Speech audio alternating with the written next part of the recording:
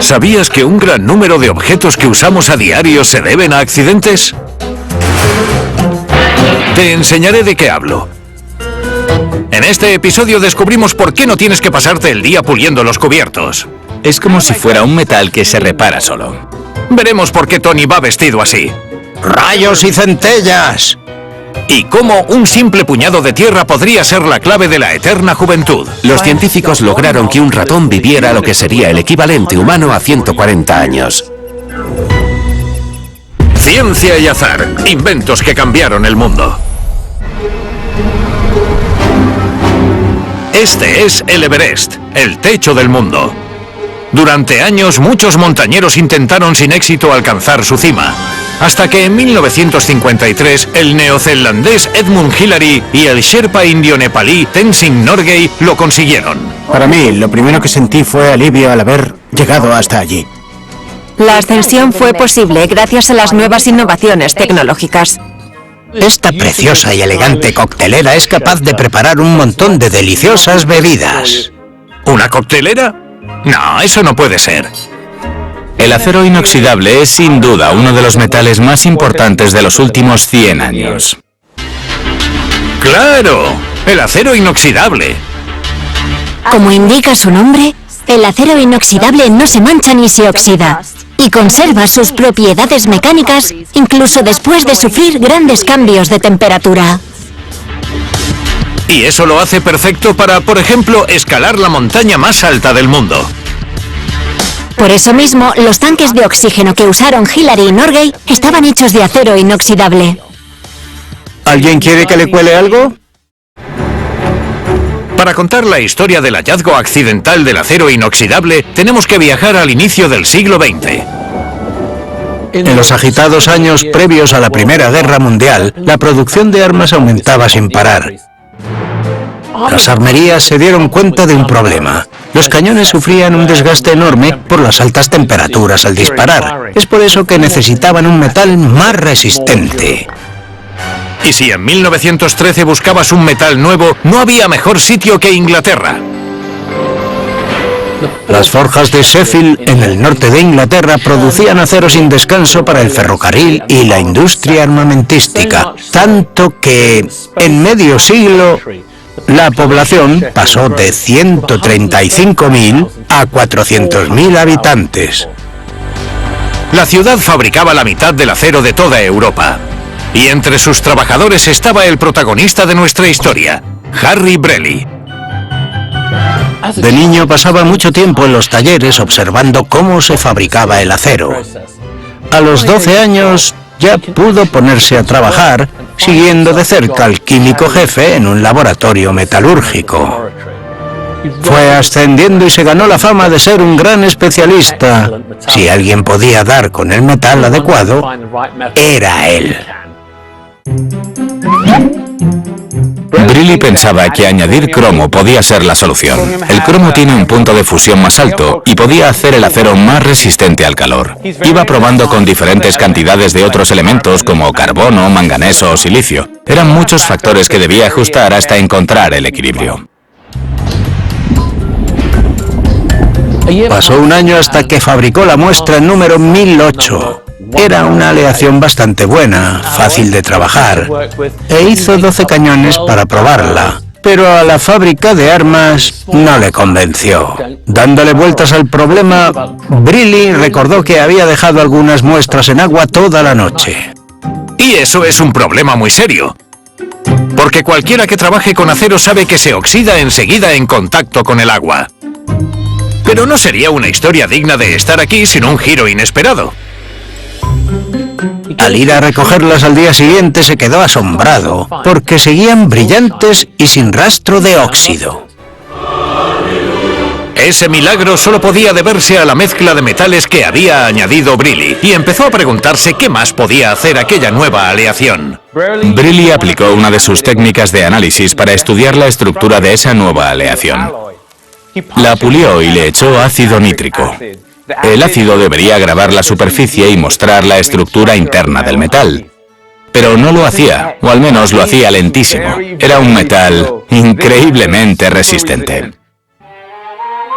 Briley, entusiasmado, corrió a contarle su descubrimiento a sus jefes. Imagínate su decepción cuando los directivos de Firth y Brown muestran un total desinterés. Estaban ocupados construyendo barcos con el acero de siempre, una tecnología ya asentada, y la aleación de Briley no tenía cabida allí. Y así acabó la historia del acero inoxidable. Por supuesto que no. Briley pensó, quizá no sirva para armas, pero puede que sea perfecto para otra cosa.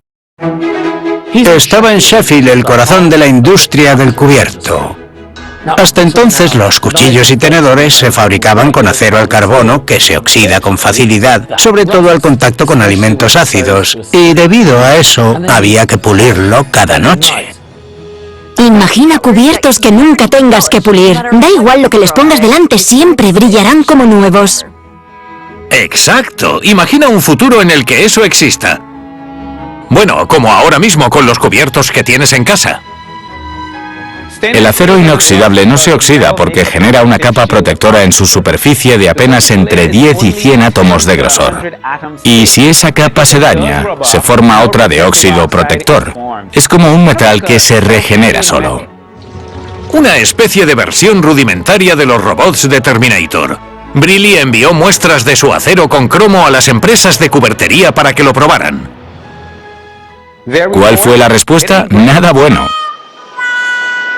No se forjaba bien, no se pulía ni endurecía como debía, y además no mantenía el filo.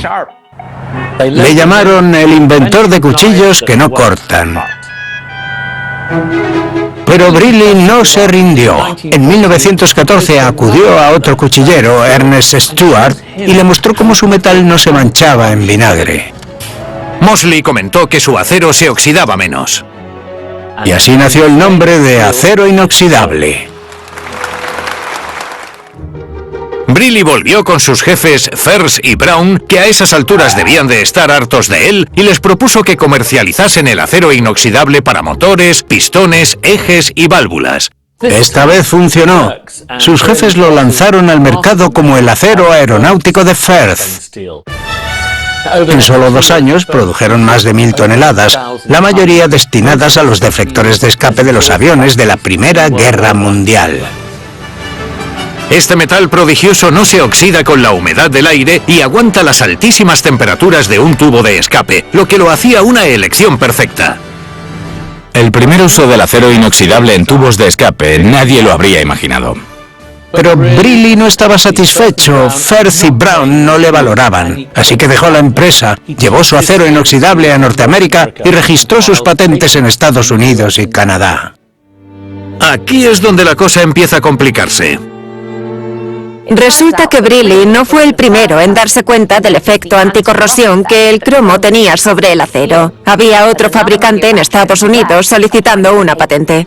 De hecho, ya a principios del siglo XIX, varios científicos habían observado los efectos del cromo en el hierro. La diferencia era que Briley era un experto en metalurgia y dominaba las técnicas industriales, lo que le permitió llevar el acero inoxidable a la producción en masa, cosa que los demás no lograron. Al final, todas las disputas por las patentes se resolvieron. Briley formó un gran sindicato con el productor estadounidense y sus antiguos jefes en Inglaterra, creando la American Stainless Steel Company. Solo tenían una condición, que cualquier cubertería fabricada en acero inoxidable llevara su nombre. Tras la Primera Guerra Mundial, la producción de acero inoxidable se disparó y apareció un nuevo mercado de cubertería de bajo mantenimiento.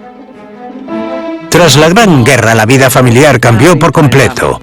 Había muchas más mujeres trabajando, ya no quedaba tiempo para limpiar cuberterías manchadas y la mayoría de la gente tenía menos servicio para hacerlo si es que tenía alguno. La cubertería de acero inoxidable de Briley llegó justo a tiempo y fue un éxito rotundo.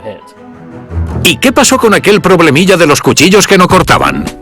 El problema de los cuchillos sin filo se resolvió. Al añadir un 0,3% de carbono a la aleación, el metal se volvió lo bastante resistente para mantenerse afilado. A esta aleación la llamaron Stay Bright. 2 fabricantes británicos de menaje empezaron a crear piezas en Stay Bright, como rejillas para tostadas o soportes para tartas. Y en 1930 apareció la primera tetera de acero inoxidable. Toda una revolución. Fue por entonces cuando los fregaderos de hierro fundido esmaltado empezaron a ser sustituidos por fregaderos de acero inoxidable. En 1934, en la feria Daily Mail Ideal Home de Londres, los fabricantes crearon la ciudad State Bright, un mundo brillante de objetos domésticos relucientes. Fue un éxito inmediato. Ahora el acero inoxidable estaba prácticamente en todos los hogares. Incluso empezó a aparecer en el exterior de algunos edificios, el Chrysler Building de Nueva York, el Savoy en Londres y, por supuesto, en San Luis, con una corona de 192 metros de brillante acero inoxidable.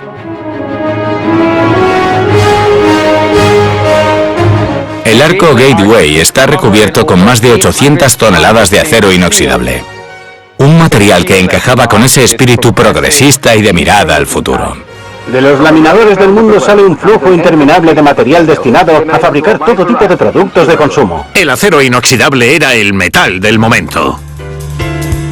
Relojes de alta gama como Rolex o Patek Philippe empezaron a fabricarse con acero inoxidable, que comenzó a convertirse en un material asociado al estilo y al lujo. Es ideal para uso médico. Es higiénico y puede esterilizarse en autoclave, un sistema de alta precisión. Por eso se fabrican bisturís, pinzas e incluso implantes con acero inoxidable. ¿A quién le importa salvar vidas? Encima hace que la cerveza sepa mejor. En 1928 se elaboró la primera cerveza en un tanque de acero inoxidable. Era fácil de limpiar y no aportaba ningún sabor a la bebida. Brindo por eso. Y hoy la aleación está en prácticamente todas las fábricas de alimentación del mundo. De la comida y el alcohol a los aviones. En los años 60, la Real Fuerza Aérea Británica desarrolló el avión supersónico Bristol 188 con un fuselaje de acero inoxidable. A los trenes. Los famosos trenes Zephyr apodados Silver Streak batieron el récord de velocidad de Denver a Chicago con más de 1.600 kilómetros en poco más de 13 horas. Y a los coches. El coche de acero inoxidable más famoso es el DeLorean DMC-12, por sus paneles sin pintar, relucientes, tan futurista que sirvió hasta para hacer una máquina del tiempo. Hoy tenemos el Tesla Cybertruck, que parece un DeLorean del futuro. Y ya que hablamos de Elon Musk, ¿podemos mencionar Starship? Vale, adelante. Musk sorprendió a la industria aeroespacial al revestir Starship con acero inoxidable. Pesa, sí, pero soporta los extremos térmicos de la reentrada. Así que Starship está lista para llevarnos a nuevos mundos. ¿Qué le pasa a Elon Musk con el acero inoxidable? La pregunta es, ¿a quién no le va a gustar el acero inoxidable? Es resistente, brillante y reutilizable. Hoy, en torno al 60% del acero inoxidable en producción es reciclado. El límite es que dura tanto que no hay chatarra suficiente para cubrirla. El límite es que dura tanto que no hay chatarra suficiente. Considerado con razón el padre del acero inoxidable. Los inventos pueden surgir de los lugares más insospechados, como intentar fabricar un arma y acabar con un cuchillo de cocina.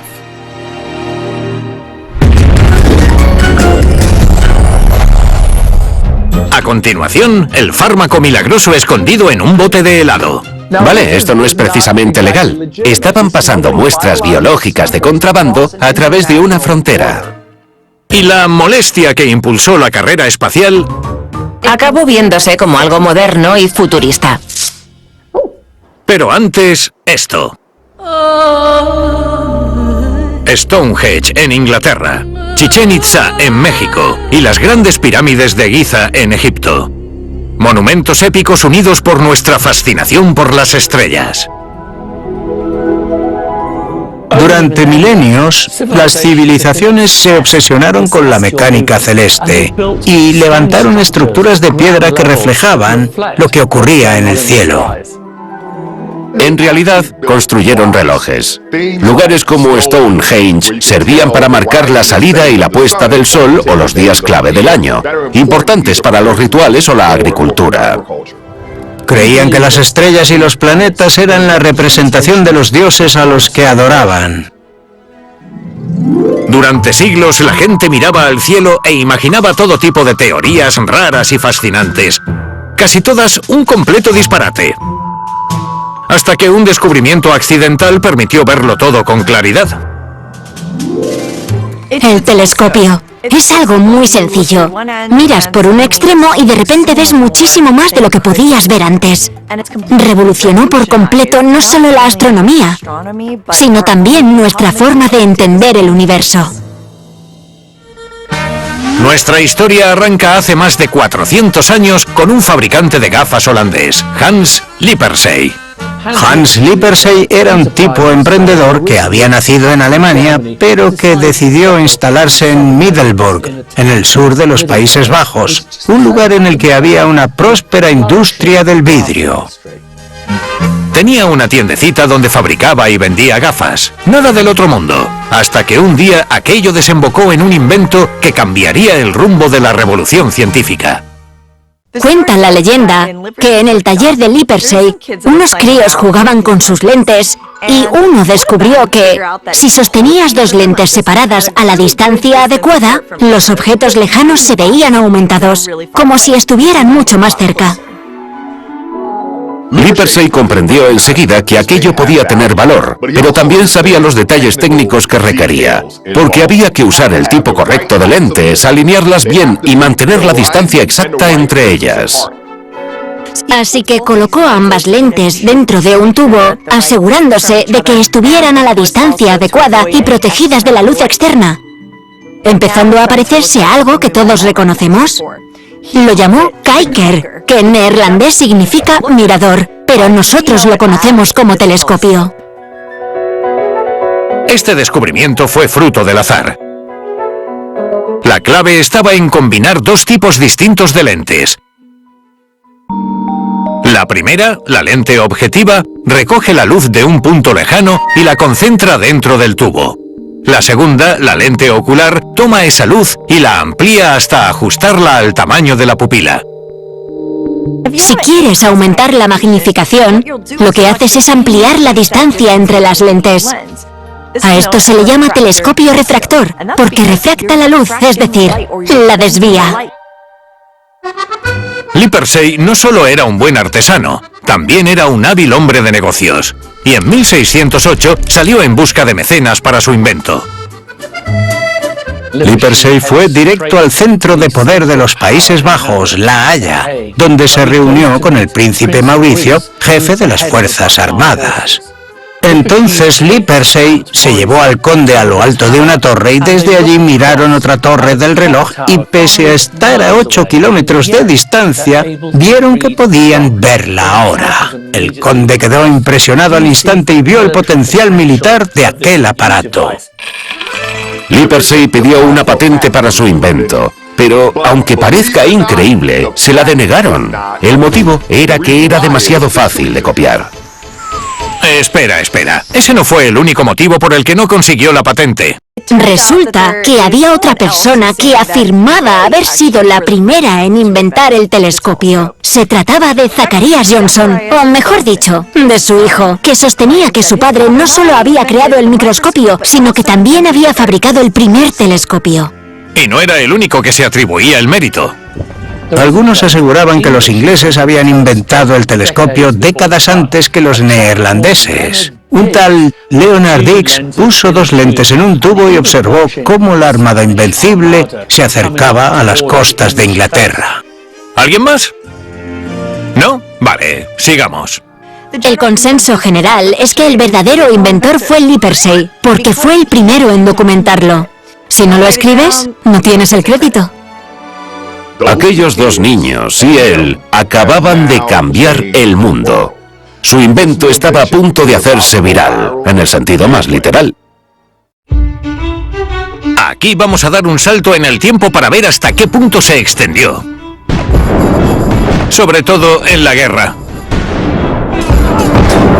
Ningún pirata que se preciara salía sin uno de estos. Curiosamente ha venido vestido así de casa. Todos los grandes almirantes tenían un catalejo. Podían ver barcos a kilómetros de distancia. ¡Rayos y centellas! Vale, Tony, ya basta. En Francia, construyeron una red de torres de señales que combinaban semáforos y telescopios para transmitir mensajes a distancias increíbles en tiempos muy cortos. Era cuestión de tiempo que los telescopios se combinaran con rifles para crear un arma formidable. Y todo gracias a la ayuda de un pequeño bicho. En un giro de los acontecimientos, una araña se metió en un telescopio, tejió una pequeña telaraña y así nacieron las miras cruzadas. Esta letal tecnología se usó por primera vez en la Guerra Civil estadounidense. El general John Sedgwick, un alto mando de la Unión, miró a los confederados y dijo a sus tropas: no podrían acertarle ni a un elefante desde esa distancia. Acto seguido, recibió un disparo en la cabeza. Como diría Alanis Morissette, eso sí que es irónico. Basta ya de muertes, volvamos al siglo XVII, cuando el invento del Hypersea podía comprarse en tiendas. Uno de los clientes fue un astrónomo que quizá te suene: Galileo Galilei. Consiguió un telescopio, lo examinó y pensó, seguro que puedo mejorarlo. La mayoría de los telescopios de la época alcanzaban solo entre 3 y 5 aumentos. Él consiguió fabricar lentes mucho más precisas, más claras y mejor pulidas, y consiguió fabricar instrumentos que superaban los 20 aumentos. Y con semejante aumento se atrevió a mirar donde nadie había mirado antes. Fue el primero en dirigirlo hacia el cielo, al menos del que se tiene registro, lo que le llevó a realizar varios descubrimientos, entre ellos los satélites galileanos, las lunas de Júpiter. Se dio cuenta de que lo que creíamos sobre el universo y los astros no era cierto. Quizá Copérnico tenía razón y el Sol era realmente el centro del sistema solar. El mundo le agradeció su descubrimiento y Galileo pasó el resto de su vida adorado por millones de... Nah, no fue así. Lo que ocurrió en realidad fue que enfadó al Papa. En aquella época la Iglesia estaba en su máximo poder. El papado era supremo y defendía que todo giraba en torno a la Tierra. Galileo fue llamado ante la Inquisición y acabó en arresto domiciliario el resto de su vida. Podrías pensar que desafiar la ira del Papa frenaría a sus colegas, pero el tirón de los misterios del espacio era demasiado fuerte. Incluso Isaac Newton quiso sumarse, aunque con ideas algo distintas. Se dio cuenta de que el valor del telescopio no estaba en el aumento, sino en cuánta luz era capaz de capturar. La idea de Newton fue usar un espejo curvo que hiciera rebotar la luz dentro del telescopio hacia otro espejo y de ahí al ocular. Así nació su telescopio reflector. En el siglo XVIII, William Herschel llevó esa idea mucho más lejos y construyó un telescopio reflector de unos 12 metros. Con este nuevo telescopio reflector de gran tamaño, William Herschel comenzó a hacer descubrimientos. El más importante fue que por primera vez desde la antigüedad se descubrió un nuevo planeta en nuestro sistema solar. Descubrió Urano. Los telescopios refractores y reflectores siguieron perfeccionándose y llegaron cada vez más lejos en el universo. A lo largo del siglo XX se construyeron telescopios más grandes y mejores, pero había un problema difícil de resolver: el tiempo atmosférico. Por eso los astrónomos soñaban con un telescopio en el espacio. Despegue del transbordador Atlantis. Esos sueños se hicieron realidad en 1990. Se lanzó el telescopio espacial Hubble, con un enorme espejo de unos 2,5 metros. Al estar en el espacio, no sufría las distorsiones que provocaba nuestra atmósfera. Las imágenes del cielo se volvieron cada vez más nítidas. Era como tener el universo servido en bandeja. ¿Y qué universo? El Hubble ha impulsado descubrimientos enormes en astrofísica. Por ejemplo, detectar galaxias a más de 10.000 millones de años luz. Pero los astrónomos no se quedaron ahí. ¡Lo hemos conseguido! ¡Ha sido todo un éxito!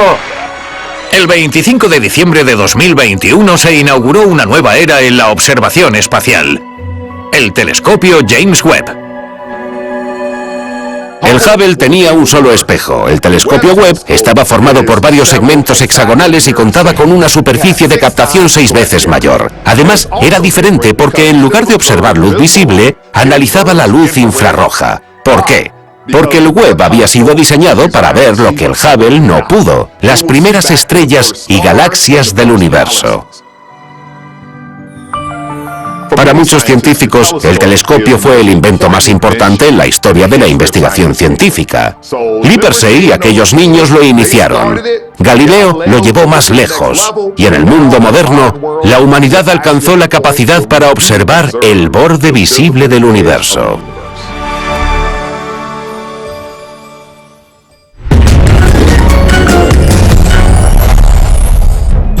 A continuación, el inventazo al que nadie tomó en serio. La historia de mi vida. Es broma. No he inventado nada. Pero antes... Cuando uno sueña con una isla remota del Pacífico, piensa en palmeras, brisas suaves y aguas cristalinas. Pero no en cabezas gigantes. Esto es Rapa Nui, la isla de Pascua. Y estos son sus moais. Los moais juegan en otra liga. Son esculturas talladas que pesan unas 14 toneladas y todas miran hacia el interior. Creemos que representan a un antepasado. Algunos incluso llevan sombrero. Un sombrero siempre da prestancia. Salvo ese sombrero. Así sí, mucho mejor. Es increíble pensar que una isla a miles de kilómetros de todo albergue un regalo tan valioso. Te estarás preguntando, ¿qué regalo? Venimos a hablar del hallazgo accidental de la rapamicina, el fármaco prodigioso que ayuda en los trasplantes, combate el cáncer y quizá incluso frene el envejecimiento. Esta historia arranca en 1964. Médicos, científicos y técnicos desembarcaban en la isla de Pascua. Pero no estaban de vacaciones, habían ido por trabajo. Su misión era estudiar con detalle a toda la población, unas 900 personas. Lo que de verdad les interesaba era analizar un ecosistema poblado al completo, y una isla de ese tamaño ofrece una de las pocas oportunidades reales para hacerlo. Tenían previsto tomar muestras de sangre, realizar pruebas de salud y condición física, analizar enfermedades y estudiar también la flora, fauna y minerales de la propia isla. Ya había cosas muy curiosas en esta isla. Por ejemplo, la población no sufría tétanos a pesar de que andaban descalzos. Y no es lo único que anda desnudo por aquí. Así que recogieron muestras del suelo.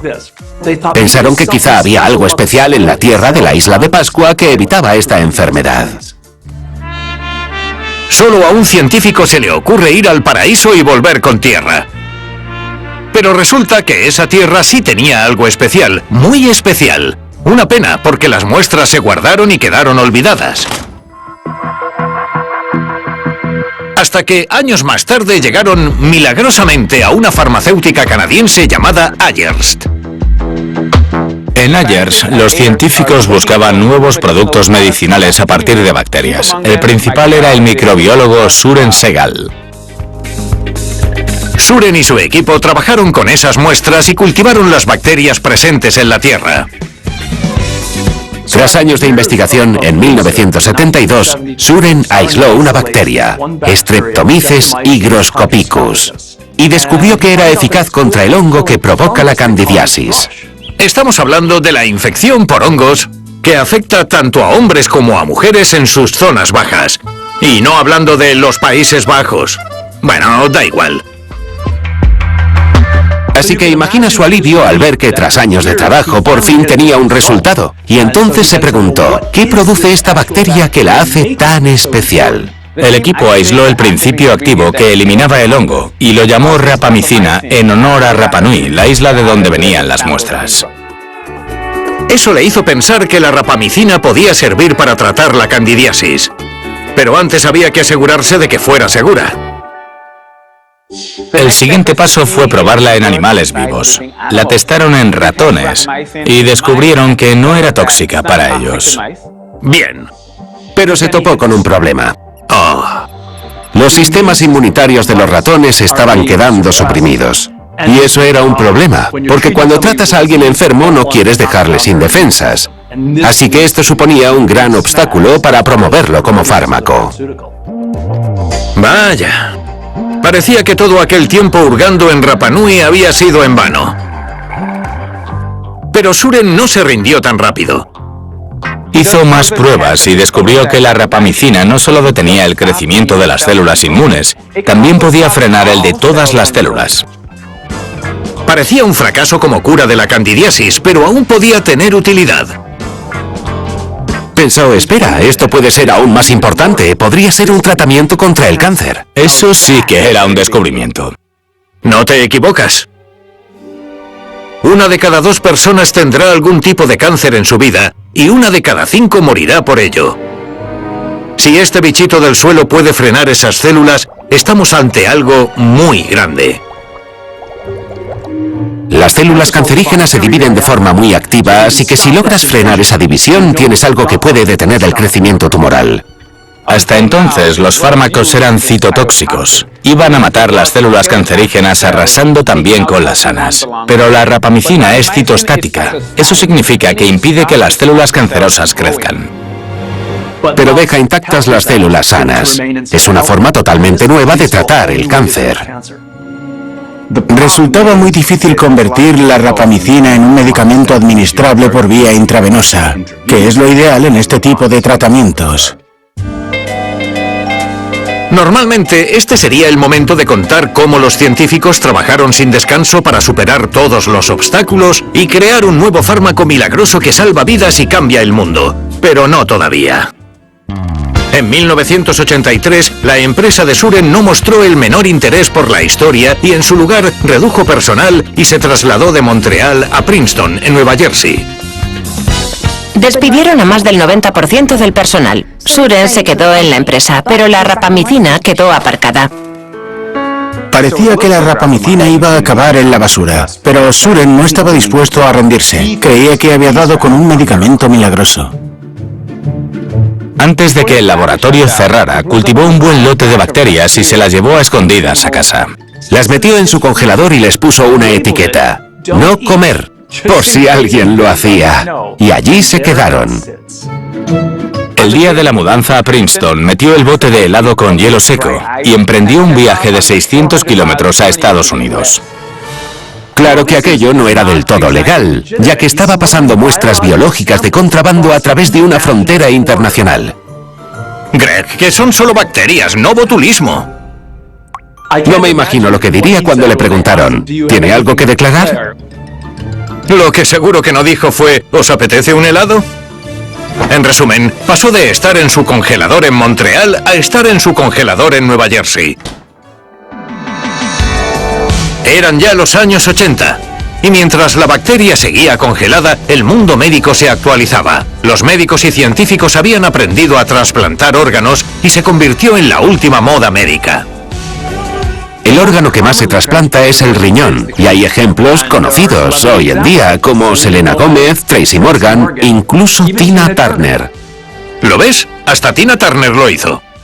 El problema es que cuando trasplantas un órgano, el cuerpo lo interpreta como un invasor y trata de rechazarlo. Así que solo hay 2 soluciones. Una, encontrar un gemelo idéntico y usar un órgano suyo. Y la otra, desarrollar un fármaco con propiedades inmunosupresoras para que el cuerpo no lo rechace. Vale, ¿te acuerdas de aquellos ratones? Sí, conocemos un fármaco que suprime el sistema inmune, ¿verdad? La rapamicina. Y casualmente, Suren tenía unas bacterias de 5 años guardadas en su congelador. ¿Seguirían vivas? ¿Volverían a crecer? Por suerte sí. Y la investigación con rapamicina se reactivó. Y aquí sí que contamos cómo los científicos trabajaron sin descanso para superar obstáculos y crear un fármaco milagroso que salva vidas y cambia el mundo. Los científicos descubrieron cómo administrarla por vía oral. Fue un éxito comercial. La rapamicina, vendida como Rapamune, recibió la aprobación de la FDA en 1999 y alcanzó un mercado valorado en más de 275 millones de dólares. Pero Suren no había terminado. Estaba bien que la rapamicina sirviera para trasplantes, pero él estaba convencido de que también funcionaría contra el cáncer, y ahora le iba la vida en ello. En 1998 le diagnosticaron un cáncer de colon en fase 4. El médico le dijo que le quedaban 6 meses, pero Suren respondió que viviría 5 años más. La rapamicina aún no estaba aprobada como tratamiento contra el cáncer, pero Suren creyó que funcionaría. Y si no es la primera vez que ves este programa, ya sabes lo que viene ahora. Empezó a tomarla él mismo. Por supuesto que sí. Y lo documentó todo, porque era su trabajo. Pasaron 6 meses, luego otros 6 y así una y otra vez. 5 años más tarde, seguía viajando por el mundo dando conferencias. Entonces, empezó a preguntarse si todo esto se debía a la rapamicina. Pero ¿cómo podían estar seguros? El científico que llevaba dentro decidió que solo había una forma de comprobarlo y dejó de tomar la medicina. ¿Qué iba a pasar? Pues que iba a morir. El cáncer regresó con fuerza y en 6 meses se había extendido a los pulmones. Trabajó hasta el mismo día de su muerte, 6 meses después, escribiendo un artículo ensalzando las virtudes de la rapamicina. La entrega de Suren al método científico le costó la vida, pero su descubrimiento ha salvado la de muchísimos otros. En 2007 se aprobó Toricel, un derivado de la rapamicina para tratar cánceres de riñón, y luego llegaron muchos más tratamientos oncológicos. Y no solo eso, como la rapamicina bloquea el crecimiento celular, también podría tener increíbles propiedades antienvejecimiento. Usar rapamicina alarga la vida de levaduras, gusanos, moscas de la fruta, hasta ratones. De hecho, un ratón vivió lo que sería el equivalente humano a 140 años. Así que puede que la rapamicina tenga futuro tanto en salvar como en alargar nuestras vidas. Nada mal para una bacteria encontrada en la Tierra. Fue una suerte descubrir la rapamicina, y aún más la increíble determinación de Suren de llevarla al mercado. Yo personalmente creo que deberíamos levantar una estatua de piedra de 4 metros y 14 toneladas en honor a Suren.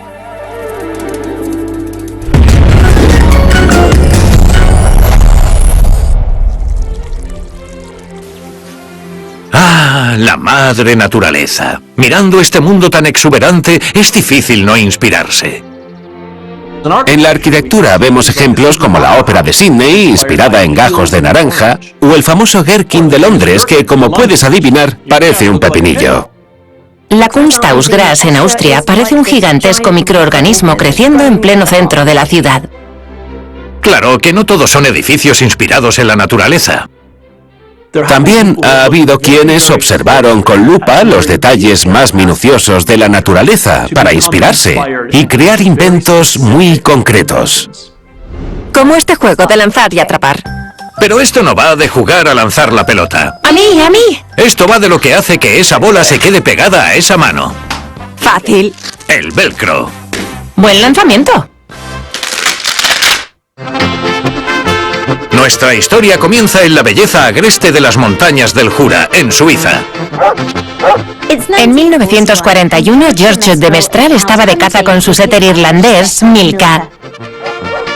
Mientras caminaba entre la maleza, sus pantalones de lana y su perro se llenaron de esas molestas semillas de bardana que se pegan a todo. Esas bolitas son vainas de semillas cubiertas de púas. Cuando de Mestral se las quitó al perro, se le pegaron a él. Intentó apartarlas, pero se volvieron a adherir. Como era un hombre curioso, aquello le hizo pensar. Se dio cuenta de que podía quitar las semillas y volver a pegarlas una y otra vez. Seguían sujetándose, a diferencia de un pegamento. Estudió las semillas al microscopio y observó que en la punta de cada espina había un diminuto gancho. Eran esos ganchos los que se enredaban con las fibras o los bucles del material al que se adherían, y por eso se sujetaban tan bien. De Mestral empezó a preguntarse si aquel hallazgo accidental podría tener alguna aplicación práctica siempre que lograra reproducirlo. Podría ser un sistema de cierre totalmente nuevo y revolucionario, incluso más popular que el método estrella de entonces, la cremallera. Parecía algo sencillo, consistía en unos ganchos y unos bucles, pero en realidad resultó ser un problema de fabricación muy difícil de resolver. Y para colmo nadie se tomó en serio sus ideas. La historia de mi vida. Es broma, no he inventado nada. Bien, sigamos. Pasaron unos años y George buscó ayuda. Aunque no le sirvió de mucho, hizo un prototipo de algodón que no funcionó demasiado bien. Y al final acabó adhiriéndose como si fuera velcro a una empresa especializada en telares. Tras muchísimas pruebas y errores, descubrieron que la clave podía estar en la fibra sintética, el nylon. Descubrieron que debían formar bucles de nylon y endurecerlos hasta convertirlos en pequeños aros resistentes. Si esos aros se cortaban con el ángulo justo, quedaba un pequeño gancho capaz de engancharse a otros bucles nuevos, haciendo que se adhirieran entre sí. Como el nylon seguía siendo algo flexible, el material podía abrirse y cerrarse unas 10.000 veces sin perder eficacia. De hecho, un cuadrado de 5 centímetros por lado puede aguantar hasta 80 kilos. Pasaron más de 15 años desde la semilla de la idea hasta un producto de verdad. De Mestral llamó a su empresa Velcro, uniendo las palabras velour, que significa terciopelo, y crochet, que significa ganchillo. En los años 60, de Mestral confiaba en que su nuevo cierre triunfara en la industria de la moda como una alternativa moderna y más práctica frente a cremalleras, corchetes y cordones. Pero las ventas fueron lentas. Los diseñadores consideraban el velcro un producto vulgar. Pero entonces los científicos de la NASA se enteraron de aquel sorprendente invento gracias a una revista científica poco conocida llamada Reader's Digest, y enseguida vieron su potencial. Ojalá pudierais echar un vistazo a esto. Es impresionante. Las herramientas sueltas en una nave son un problemón, ya que no solo pueden darte en la cabeza, también pueden golpear un interruptor o un control vital. Todo lo que no está fijado permanentemente en la cápsula se sujeta con velcro ignífugo de gancho y bucle. De hecho, incluso hay una pequeña tira de velcro dentro de los cascos de los astronautas, no para pegarse a ellos, sino para que puedan rascarse la nariz si les pica. Empezó a verse como algo moderno y propio de la era espacial. A mediados de los 60, los cierres de velcro ya aparecían en las líneas de ropa y hasta fueron adoptados por marcas de alta costura. Hoy se utiliza en todo tipo de profesiones donde ponerse o quitarse el equipo con rapidez es esencial. Es usado por bomberos, deportistas y muchos otros. Y por supuesto, por los strippers. Hay velcro por todas partes, incluso en los guantes. ¿Podrías ponerme una ventisca de fondo? Bueno, vale. Soy increíble, lo sé. De Mestral ingresó en el National Inventors Hall of Fame en 1999. El producto tuvo tanto éxito que Velcro llegó a fabricar unos 55 millones de metros al año, suficiente para dar una vuelta y un tercio al ecuador del planeta. Con esa producción se convirtieron rápidamente en una empresa multimillonaria. Los diseños que cambiaron el mundo inspirados en la naturaleza no se limitan a las plantas. El mundo natural lleva miles de millones de años resolviendo problemas gracias a su propia investigación y desarrollo, o lo que solemos llamar evolución. Y eso nos lleva al siguiente invento accidental. Algo que la mayoría vemos a diario en Europa, los ojos de gato. Para quienes vivís en Estados Unidos... ¡Despierte, señora! Son esas pequeñas balizas reflectantes de la carretera, como estas. En los años 30 el automóvil ya se había disparado. En el Reino Unido circulaban unos 2 millones de coches y en Estados Unidos la asombrosa cifra de 26 millones. Las carreteras estaban abarrotadas. Los conductores novatos no sabían manejar esas altas velocidades y las muertes de peatones se disparaban sin control. Pero todo estaba a punto de cambiar gracias a un encuentro fortuito con un gato. Sí, ya pillamos la idea. ¿Por dónde iba? Ah, sí. Diciembre de 1933. Una noche fría, oscura y con niebla en el norte de Inglaterra. Percy Shaw volvía del pub conduciendo su Ford T. Normalmente se las apañaba para orientarse en la oscuridad, siguiendo el brillo de las vías del tranvía. Pero aquella noche ya las habían retirado. De pronto llegó a una curva cerrada y por casualidad había un gato sentado en una valla mirándole fijamente. Sus faros rebotaron en los ojos del gato y le devolvieron la luz. Al verlo, pudo corregir la trayectoria y volver a la carretera, salvándose él y el gato. Gracias, gatito. Ese accidente casi evitado le dio a Shaw una idea. Trabajaba como contratista de carreteras, así que unió la idea del brillo de las vías del tranvía con los ojos reflectantes del gato. Y pensó que podía juntar ambos conceptos. Así es como inventó la tachuela reflectante para carreteras.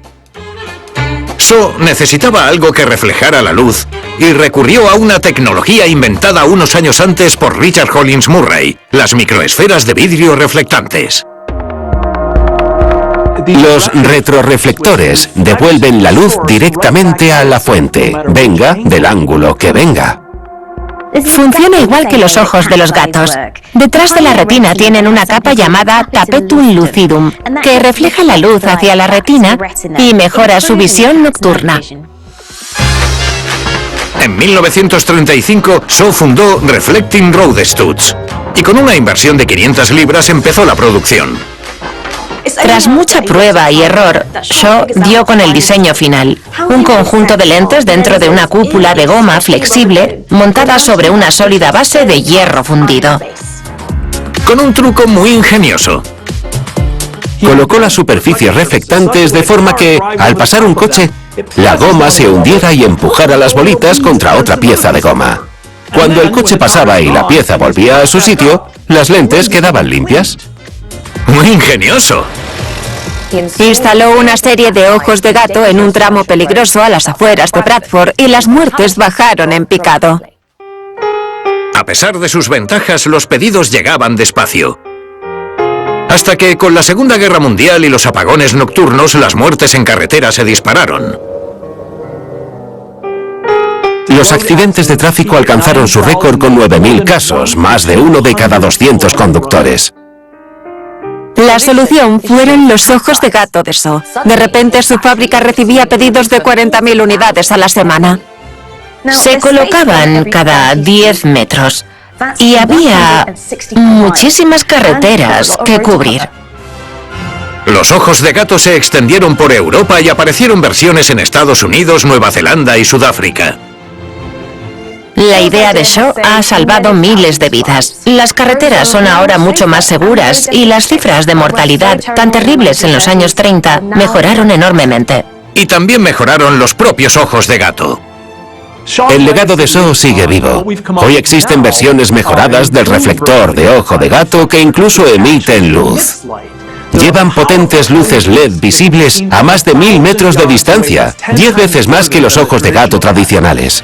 Shaw recibió la Orden del Imperio Británico en 1965 por sus servicios a la exportación. En sus últimos años, Shaw se volvió un excéntrico. Iba en un Rolls-Royce Phantom y pasaba horas en su casa de la infancia con 4 televisores encendidos a la vez.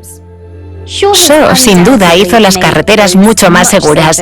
Yo personalmente le agradezco cada ojo de gato y cada tachuela reflectante cuando conduzco de noche por una carretera rural. Pero no olvidemos al gato. Yo suelo ser más de perros, pero si los gatos inspiran inventos que me salvan la vida, suben puntos en mi lista.